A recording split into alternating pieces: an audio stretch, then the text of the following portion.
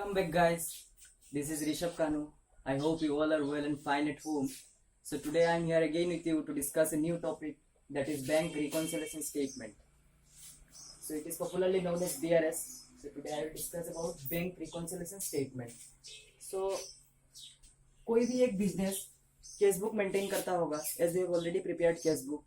Cash book में हम लोग 3 टाइप का कैश बुक प्रिपेयर किए थे: single column cash book, double column cash book और ट्रिपल कॉलम कैश बुक. हम लोग सिंगल कॉलम कैश बुक में क्या किए थे? Only cash transaction single column cash book में रिकॉर्ड किए थे. Only cash transaction single column cash book में रिकॉर्ड किए थे. डबल कॉलम कैश बुक में हम लोग कैश और डिस्काउंट के ट्रांजेक्शन रिलेटेड जितना है डबल कॉलम कैश बुक में रिकॉर्ड किए थे. ट्रिपल कॉलम कैश बुक में cash, discount as well as bank का जितना ट्रांजेक्शन होता है सब हम लोग ट्रिपल कॉलम कैश बुक में रिकॉर्ड किए थे. सो बिजनेस का कोई भी बैंकिंग ट्रांजेक्शन, बैंक रिलेटेड जितना भी ट्रांजेक्शन होता है बिजनेस में, सब बिजनेस क्या करता है? बैंक कॉलम और कैश बुक में रिकॉर्ड करता है. बिजनेस जो कैश बुक मेंटेन करता है उसका बैंक कॉलम जो होता है उसमें जितना banking related transactions business record करता है. इट इज ऑब्वियस दैट जो बिजनेस रिकॉर्ड करता है कैश बुक में, सेम डाटा तो बैंक भी रिकॉर्ड करता होगा. Same data is also maintain by bank.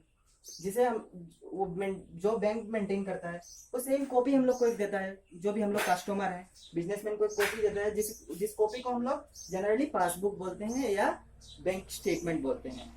तो कभी कभी क्या होता है कि जो हम लोग रिकॉर्ड करते हैं एज ए बिजनेसमैन, जो हम रिकॉर्ड करते हैं और जो बैंक रिकॉर्ड करता है दैट इज पासबुक, उसमें कुछ मिसमैच हो जाता है. सो मिसमैच क्यों होता है?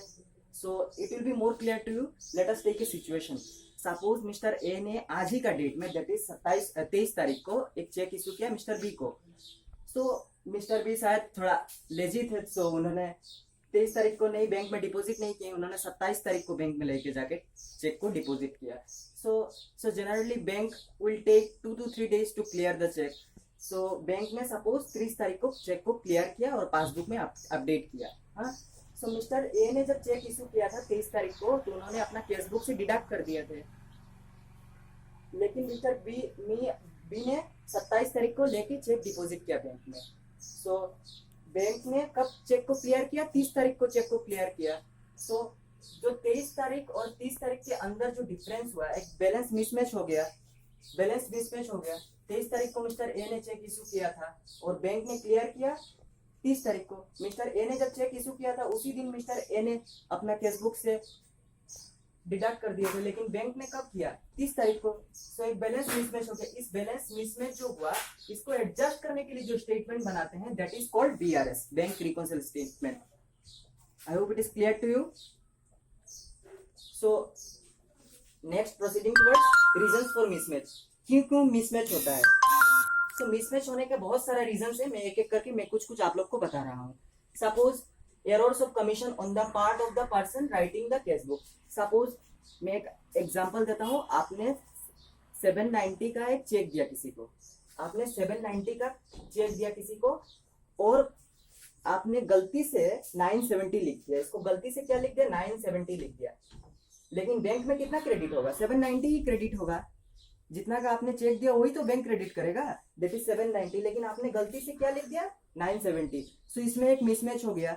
सो इसीलिए डिफरेंस, इसीलिए बैंक का जो आपने जो रिकॉर्ड किया कैश बुक में और बैंक ने जो रिकॉर्ड किया पासबुक में कुछ डिफरेंसेस आ गया. So next, recording of the same transaction in one book and non recording of another book. Suppose आपने किसी को चेक दिया तो उसी टाइम आपने क्या किया? अपना कैश बुक से डिडक्ट कर दिया कि आपने चेक दिया है. कैश बुक का बैंक कॉलम से आपने डिडक्ट कर दिया. लेकिन जिसके आपने चेक दिया था वो अभी तक बैंक में गया ही नहीं है, चेक को लेके गया ही नहीं है. सो बैंक में तो आपका बैलेंस ज्यादा दिखा रहा है. सो इसके लिए भी मिसमैच हो सकता है. Next, checks paid into the bank for collection but not yet credited by the bank. आपने चेक दिया, बैंक में चेक दिया क्रेडिट करने के लिए, लेकिन बैंक ने अभी तक चेक को कलेक्ट ही नहीं किया है, क्रेडिट ही नहीं किया आपका अकाउंट में. सो इसके लिए भी मिसमैच हो सकता है. नेक्स्ट क्या होगा? Check issued but not yet presented for payment in the bank. जो मैंने पहले भी बोला, आपने चेक इशू किया किसी को, सो आपने अपना कैश बुक से पैसा कमा दिया, लेकिन वो आदमी जिसको आपने चेक इशू किया था वो अभी तक बैंक में गया ही नहीं है. सो इसमें भी एक मिसमैच हो सकता है. नेक्स्ट हो गया bank charges and commission charge by the bank. कभी कभी क्या होता है कि हम लोग एटीएम वगैरह यूज करते हैं, सो उसके लिए बैंक कुछ चार्जेस काट लेता है. लेकिन वो चार्जेस हम लोग को पता नहीं होता है कि बैंक कब कब काटा हो चार्जेस। तो हम लोग अपना कैशबुक में हम लोग कैशबुक का बैलेंस ज्यादा ही शो करता है, लेकिन पासबुक में क्या होता है बैंक ने ऑलरेडी डिडक्ट कर दिया। तो इसके लिए भी कैशबुक और पासबुक में कुछ मिसमैच हो सकता है। तो ऐसा रीजन था। नेक्स्ट मैं जो डिस्कस करूंगा आपका बैंक रिकॉन्सिलिएशन स्टेटमेंट का स्पेसिमेन फॉर्मेट है, मैं वो डिस्कस करूंगा। Now proceeding towards the format of bank reconciliation statement.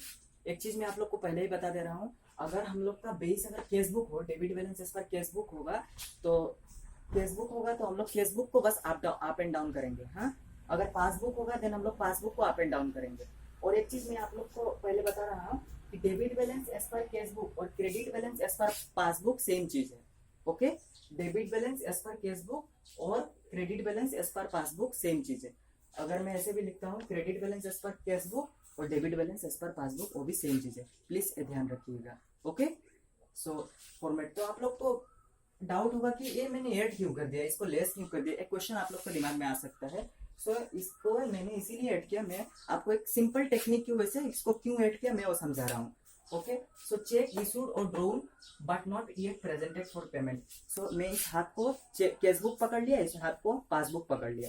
Check जब मैंने इशू किया, चेक जब मैंने इशू किया, सो ऑब्वियसली मैं अपना कैशबुक को कमा दिया, पासबुक तो बढ़ चुका है, और जिसको मैंने इशू किया वो अभी तक बैंक में गया ही नहीं है। सो पासबुक बढ़ चुका है। सो मैं क्या करूंगा कि कैशबुक मेरा बेस कैशबुक है, सो मैं कैशबुक को अप एंड डाउन कर सकता हूँ। सो मैंने जब चेक इशू किया, मैंने अपना कैशबुक को कमा दिया, ऑब्वियसली मैं कमाऊंगा कैशबुक जब इशू किया। सो इसको मैं बढ़ा के पासबुक से इक्वल कर दूंगा, तो क्या होगा, कैशबुक ऐड हो जाएगा। दैट्स व्हाई इसको ऐड किया। सो कभी कभी क्या होता है, amount directly deposited by the customer in the bank account. कभी कभी क्या होता है कि कस्टमर ऑलरेडी बैंक में अमाउंट डिपॉजिट कर देता है, वो मुझे बताया नहीं कि उसने डिपॉजिट किया है कि नहीं। तो बैंक पासबुक बढ़ चुका है, मेरा कैशबुक अभी तक बढ़ा नहीं है। सो इसीलिए मैं कैशबुक को ऐड करके उसको ऐड किया, इसीलिए मैंने यहाँ पे amount directly deposited by the customer in the bank account को ऐड किया। Okay, so next, interest and dividend collected by the bank on traders investment. कभी कभी मैं एज ए बिजनेसमैन कुछ जगह में इन्वेस्ट किया हूँ। सो क्या होता है कि ऑलरेडी इंटरेस्ट और जो डिविडेंड होता है वो बैंक ने ऑलरेडी कलेक्ट कर लिया है। सो मुझे तो पता नहीं होता है कि वो बैंक ने कलेक्ट किया है कि नहीं। सो पासबुक तो ज्यादा दिखाता है, सो मुझे कैशबुक को ऐड करना होगा, बढ़ा के कैशबुक को ऐड करना होगा। दैट्स व्हाई इसको ऐड किया। Okay, I hope it is clear to you. So next, इसको लेस क्यों किया। सपोज कभी कभी क्या होता है कि चेक पेड और deposited into the bank for collection but not yet credited by the bank. तो मैं अगर चेक डिपॉजिट किया बैंक में, मैं सोचूंगा कि मेरा कैशबुक बढ़ जाएगा, बैंक क्रेडिट कर देगा, मैं इसीलिए अपना कैशबुक को बढ़ा दिया हूँ, लेकिन बैंक ने अभी तक क्रेडिट ही नहीं किया है। सो मेरा पासबुक तो अभी तक कम दिखा रहा है, इसीलिए मुझे इसको इक्वल करने के लिए कैशबुक को नमाना होगा, कैशबुक को डिडक्ट करना होगा, इसीलिए मैंने इसको लेस किया। नेक्स्ट क्या हो गया, bank charges and commission charge by the bank. कभी कभी क्या होता है, मैं एटीएम वगैरह यूज करता हूँ, इसके लिए बैंक ने ऑलरेडी चार्ज काट के रख लिया है, मुझे वो पता नहीं है। सो मेरा कैशबुक ज्यादा दिखा रहा है, तो उसको पासबुक से इक्वल करने के लिए इसको नमा के पासबुक से इक्वल करना होगा। मैं पहले ही बोला हूँ, मेरा बेस क्या है, कैशबुक है। सो मैं कैशबुक को अप एंड डाउन कर सकता हूँ, पासबुक को कुछ नहीं कर पाऊंगा। Okay, that's all. If you like my video please subscribe and share the video. Okay, अगर कोई भी डाउट हो आप लोग को, feel free to ask in my comment section. Okay.